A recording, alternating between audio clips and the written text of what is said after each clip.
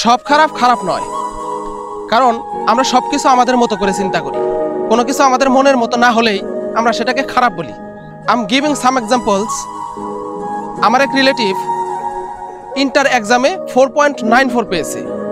It was a very excellent result, but তার মা সন্তুষ্ট নয়, কারণ তার টার্গেট ছিল তার সন্তান গোল্ডেন এ প্লাস পাবে। আচ্ছা, 4.94 রেজাল্টটা কি খারাপ? হয়তোবা সে সর্বোচ্চ রেজাল্টটা করতে পারে নাই, তার মানে এই নয় তার রেজাল্টটা খারাপ। কিন্তু তার মা সন্তুষ্ট নয়, কারণ রেজাল্টটা তার মনের মতো হয়নি। ঠিক তেমনই মনে করেন আপনার ফ্রেন্ড সার্কেলের মাঝে কিছু বন্ধু আছে যাদেরকে আপনি যখন যেটা বলেন সেটাই করে, যখন যেখানে যেতে বলেন সেখানেই যায়, যখন যা করতে বলেন তাই করে, অর্থাৎ আপনাকে খুব সম্মান করে, আপনি যা বলেন তাই করে।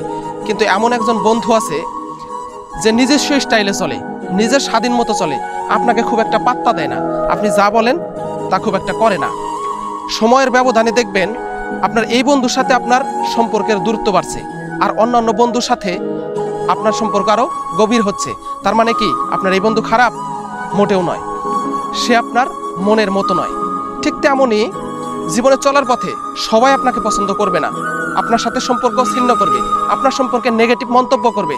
তার মানে এই নয় আপনি খারাপ, আপনি জাস্ট তাদের মনের মতো নন। রিমেম্বার অন থিংস, আপনি সবাইকে খুশি করতে পারবেন না। আপনি যত ভালো মানুষই হন না কেন, সবাই আপনাকে পছন্দ করবে না। তাই অন্যের মতামতের উপর নিজের গন্তব্য নির্ভর করানো উচিত নয়। নিজের মতো চলুন, নিজের লক্ষ্যকে ধরে রাখুন।